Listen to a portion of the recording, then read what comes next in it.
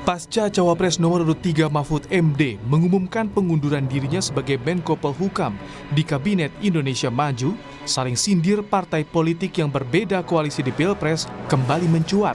Isu adanya menteri yang tidak nyaman dengan Jokowi kembali jadi perbincangan. Wakil Menteri Ketenagakerjaan dan Transmigrasi yang juga Wakil Ketua Tim Kampanye Nasional Prabowo Gibran menantang jika ada menteri yang tidak nyaman dengan kabinet pimpinan Presiden Joko Widodo, dipersilakan mundur. Kalau saya secara pribadi dan kelembagaan, ya dengan berada di kabinetnya Pak Jokowi, ya nyaman-nyaman aja. Yang jelas, ini kan ada bahasa tidak nyaman. Ada bahasa mungkin tidak enak dengan Pak Jokowi yang kebetulan juga Mas Gibran maju sebagai wapres, ya kan? Nah, menurut saya, teman-teman yang merasa tidak nyaman atau tidak enak hati dengan Presiden Jokowi, ya mundur aja, ya kan? Kalau kami dalam undang-undang bisa mundur, bisa cuti, ya. Yang jelas seperti apa yang disampaikan Pak Andreas tadi, tidak boleh menggunakan fasilitas negara. Menjawab tantangan dari Wamenaker Trans, juru bicara TPN Ganjar Mahfud, Arya Bima bilang, menteri dan wakil menteri di kabinet sebaiknya fokus pada tupoksi masing-masing lembaga. Arya minta Wamenaker seharusnya mengurusi masalah ketenagakerjaan yang hingga kini belum usai. Arya Bima menegaskan, menteri dari PDIP tak terlibat banyak di kampanye sehingga akan terus membantu Jokowi sampai akhir masa jabatan.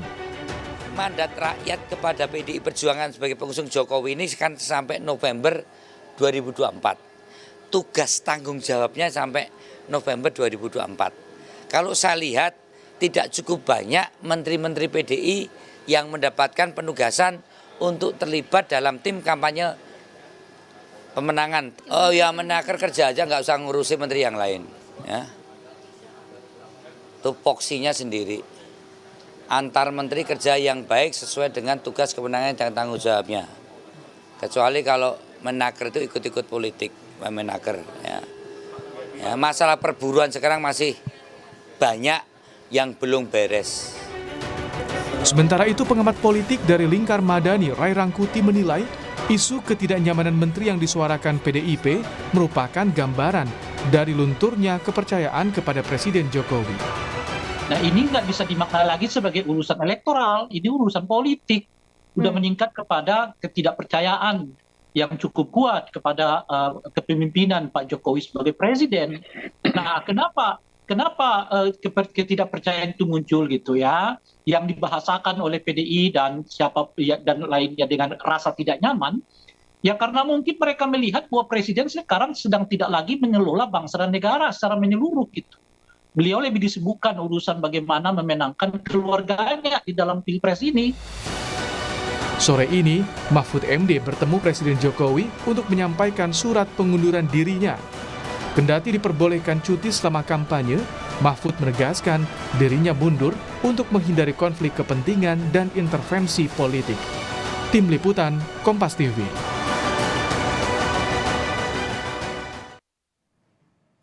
Selepas kabar Mahfud MD menyatakan mundur atau berencana mundur untuk posisi sekarang sebagai Menteri Polhukam di Kabinet Jokowi, muncul pertanyaan apakah kepercayaan jajaran kabinet terhadap Presiden Jokowi sudah mulai luntur sehingga ada yang merasa tidak nyaman. Bagaimana pula seharusnya Presiden bersikap di tengah situasi tensi politik yang meningkat saat ini. Kami diskusikan bersama dengan para narasumber. Bergabung saat ini perwakilan dari tim Ses Ganjar Mahfud Islah Bahrawi, kemudian Sekjen Projo Handoko, dan pengamat politik dari Puskapol Universitas Indonesia Huria. Selamat sore semuanya, apa kabar? Selamat sore. Terima kasih sudah hadir bersama kami dalam diskusi kali ini. Mas Islah, Anda orang yang terbilang cukup dekat juga dengan Prof. Mahfud. Sebetulnya kegusaran apa yang dirasakan oleh Prof. Mahfud sampai akhirnya sudah masuk skala maksimal dan memutuskan saat ini mundur dari kabinet? Sebenarnya bukan gusar ya, nggak elok lah pakai kata gusar. Jadi kebetulan saya memang saya kebetulan memang yang dipanggil hari Selasa kemarin setelah Pak Mahfud bertemu dengan Ibu Mega dan beberapa ketua partai koalisi dan juga ketemu dengan Pak Pratik Senin petang. Sehingga Selasa saya sempat dipanggil untuk berdiskusi tentang proses mundurnya Pak Mahfud dari kabinet. Sebenarnya Pak Mahfud sendiri itu dari awal sudah mengatakan bahwa saya tidak akan mundur kecuali Prabowo mundur. Ini persoalan etik. Selalu Pak Mahfud itu setiap berbicara tentang posisinya sebagai menteri dan sekaligus cawapres, Pak Mahfud selalu berbicara tentang etik, etik dan etik gitu. Nah ini memang sesuai perkataan Pak Mahfud yang memang etik itu beyond of all gitu. Dia selalu menyampaikan itu. Tapi ketika Pak Mahfud punya anggapan bahwa saya harus berada sebagai Menko Polhukam dan supaya saya bisa mengawasi perjalanan pemilu sebagai satu pekerjaan politik, Pak Mahfud masih berusaha bertahan. Dan waktu itu sudah ada desakan untuk mundur waktu itu dari beberapa orang, terutama dari beberapa TPN ketika itu. Bahkan Mas Ganjar pernah meminta lewat saya juga untuk bagusnya Pak Mahfud mundur deh, supaya punya banyak jadwal dan lebih fokus terhadap proses kampanyenya. Kenapa kemudian saya bilang gusar? Karena kan belakangan muncul isu ketidaknyamanan itu tadi. Berarti kalau posisi Pak Mahfud sendiri dalam internal kabinet sebelum memutuskan untuk menyatakan mundur itu tadi, kondisinya gimana? Ya, Pak Mahfud tetap mundur tidak gusar. Bahkan kemarin saya bilang ke Pak Mahfud, kenapa harus ketemu presiden untuk mundur? Lalu kata Pak Mahfud bilang begini, Mas Islah, Pak Jokowi itu orang Jawa, saya orang Madura. Ini bahasa Madura yang dia sampaikan ke saya. Jabatan itu ada di orang lain. Tapi soal moral dan etika itu ada di diri kita. Saya tidak mau, saya harus datang tanpa muka, pulang tanpa punggung. Nggak boleh. Saya harus ketemu. Ini soal moral dan etik juga. Nah ini bukti bahwa Pak Mahfud tidak gusar. Kalaupun ada kekecewaan karena ada beberapa Pak Jokowi yang semakin terbuka untuk mendukung salah satu paslon, bahkan menurut Pak Mahfud ya dia menyampaikan klarifikasi dengan hanya satu tulisan dari satu pasal dari beberapa pasal yang seharusnya saling mengikat di dalam pasal aturan pelibatan presiden dalam kampanye. Ini memang menjadi satu sisi dari Pak Mahfud yang menganggap oh saya ternyata memang sudah tidak bisa menjadi pengawas dalam pemilu ini karena toh Jokowi hanya menemui menteri-menteri yang terkait dengan salah satu paslon saja. Sementara seharusnya Pak Jokowi harus mengajak saya bertemu untuk berdiskusi tentang pemilu, di mana pemilu ini salah satu stakeholdernya adalah Pak Mahfud. Nah ini mungkin ada beberapa kekecewaan yang ternyata Pak Jokowi sendiri tidak memberikan satu contoh kepada kabinet untuk bertindak netral gitu. Merespon rencana mundur ini karena kita kan masih menunggu pernyataan resmi dan juga sikap resmi dari istana gitu ya, karena permohonan pengunduran diri rencananya mau diserahkan hari ini. Mas Handoko, gimana merespon ini? Ya saya melihat ini kan saya mungkin lebih mencermati pada sisi pernyataan tadi ada bahwa dianggap ini merupakan bentuk ketidakpercayaan kepada Pak Jokowi segala macam itu tadi. Jadi terkonfirmasi oleh Mas Islah bahwa bukan itu problemnya memang. Jadi saya pikir tidak ada masalah dengan situasi dengan Pak Jokowinya, tidak ada juga misalnya isu-isu bahwa kabinet itu kemudian tidak percaya kepada presiden, bukan itu pokok poinnya. Jadi memang itu merupakan pilihan-pilihan hak dari masing-masing, misalnya apakah kemudian masih secara aturan semua diperbolehkan, apakah tetap berada di kabinet atau kemudian misalnya kami di Projo misalnya ya, kami memilih misalnya karena Menteri Komunikasi itu ketua umum kami itu juga menjadi bagian yang tidak bisa dilepaskan dalam proses pemilu gitu ya, misalnya memilih ketua umum kami Budi Aris Setiadi tidak berada di tim kampanye nasional, cukup saya kemudian bendara umum Projo yang berada di TKN. Itu kan pilihan-pilihan. Jadi saya menampik bahwa mundurnya Pak Mahfud ini kemudian dibawa ke sana kemari seolah-olah kemudian menjadi bentuk ketidakpercayaan atau terjadinya legitimasi dari presiden segala macam. Tapi lebih memandang ini memang menjadi hak masing-masing, silahkan itu boleh mau tetap berada sebagai menteri ataupun kemudian mengundurkan diri. Mungkin pada situasi Pak Mahfud itu yang lebih terasa karena beliau adalah salah satu pasangan calon. Karena isu ini bisa jadi berkembang, Mas Handoko, karena setelah Pak Mahfud mundur, Ibu Jaleswari Pramodawardhani juga menyatakan mundur begitu di KSP. Akhirnya muncullah masalah ketidakpercayaan ke internal kabinet kepada Presiden Joko Widodo. Jadi gimana menurut Anda, Mas Handoko? Berbeda sebetulnya. Agak berbeda. Mestinya kalau Mbak Dhani memang mundur ya, justru mungkin sejak dari awal, sama seperti yang dilakukan oleh kawan deputi yang lain, juri, ya kan? Pak Juri Ardiantoro sama Mbak Dhani itu posisinya sama-sama deputi di kantor staf presiden, dan Juri Ardiantoro kemudian menjadi wakil ketua di tim kampanye nasional, dan Mas Juri dari begitu ditetapkan sebagai wakil ketua, dia memilih jalan yang lebih tegas, lebih clear gitu. Beliau mundur dari jabatan deputi 4 kantor staf presiden. Sementara Mbak Dhani deputi 5 kantor staf presiden baru kemudian sekarang melakukan mundurnya. Hal yang berbeda. Tapi menurut Mbak Huria sendiri, dengan mundurnya Pak Mahfud ini dari posisi Menko Polhukam, apakah bisa dibaca bahwa ada tendensi kepercayaan kepada Presiden yang memudar? Menurut Anda gimana, Mbak Huria? Kalau kita lihat statistiknya, saya kira tidak terlalu terpengaruh ya kepercayaan publik pada presiden. Minimal kalau kita lihat berdasarkan hasil survei.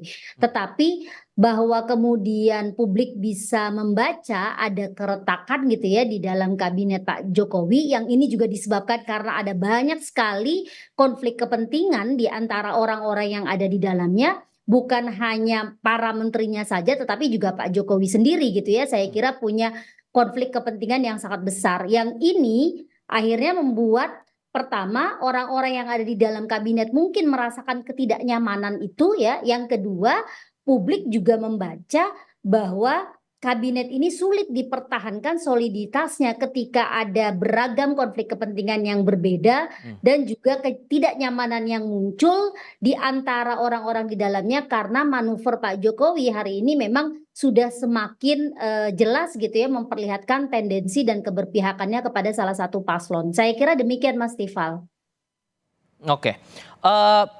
Sebelum menyatakan mundur Mas Islah dari kabinet Presiden Joko Widodo, apakah Prof Mahfud juga sempat menceritakan kondisi internal kabinet? Karena kan yang beredar masalah ketidaknyamanan itu tadi. Apakah ada cerita terakhir yang disampaikan Prof Mahfud tentang kondisi di kabinet Indonesia Maju? Tapi jawabannya nanti ya. Kami juga akan melanjutkan diskusi di sesi berikutnya. Saudara tetap bersama kami. Mahfud MD sudah menyatakan secara resmi bertemu dengan Presiden Joko Widodo dalam durasi pertemuan selama lebih kurang 10 menit, menyatakan secara resmi mengundurkan diri dari jabatannya sebagai Menteri Koordinator Politik Hukum dan Keamanan, dan dia menyampaikan bahwa ia akan secara resmi lepas dari jabatan sampai keputusan Presiden atau Kepres ini diterbitkan oleh pihak Istana. Kami masih lanjutkan perbincangan bersama dengan 3 narasumber kami yang masih bergabung lewat sambungan dalam jaringan. Ini sudah ada pernyataan resmi, sudah ada pertemuan nih Mas Islah. Menanggapi ini semua gimana tuh? Tampaknya audionya masih ditutup, Mas Islah? Oke, silakan. Maaf, memang pembicaraan kami kemarin ada beberapa pekerjaan Pak Mahfud yang sebenarnya masih bisa dibilang ini belum matang betul ya, seperti BLBI, human trafficking, pencucian uang, termasuk juga mafia tanah. Ini kan banyak sekali kasus-kasus yang bertumpuk di Menko Polhukam.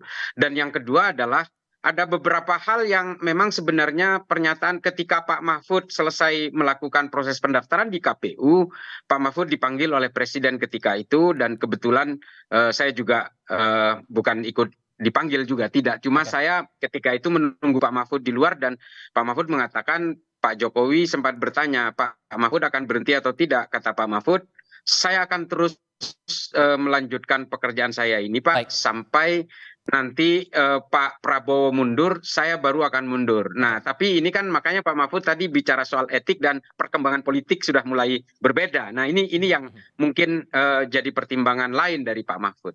Ini masih akan ada banyak PR nih, Mas Handoko. Anda meresponnya gimana? Singkat saja.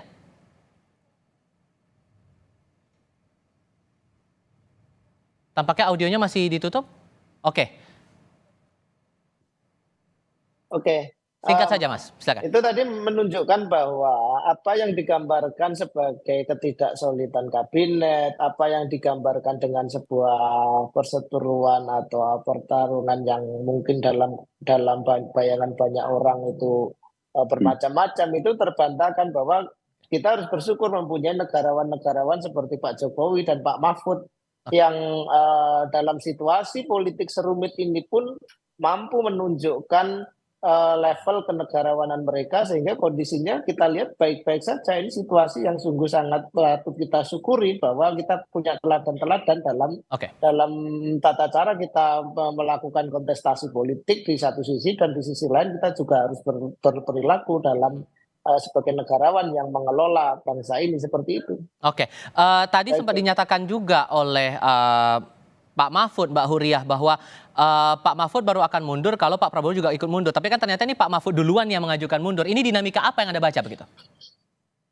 Saya kira ini pilihan yang juga muncul gitu ya, karena kan pada kampanye terakhir terutama gitu ya, pada saat debat lalu misalnya ada kerikuhan tersendiri bagi paslon 03 misalnya ketika mereka mau mengkritik kebijakan-kebijakan pemerintah karena posisinya yang masih ada dalam pemerintahan. Tetapi saya ingin menanggapi ya apa yang tadi disampaikan soal sikap kenegarawanan ini tadi.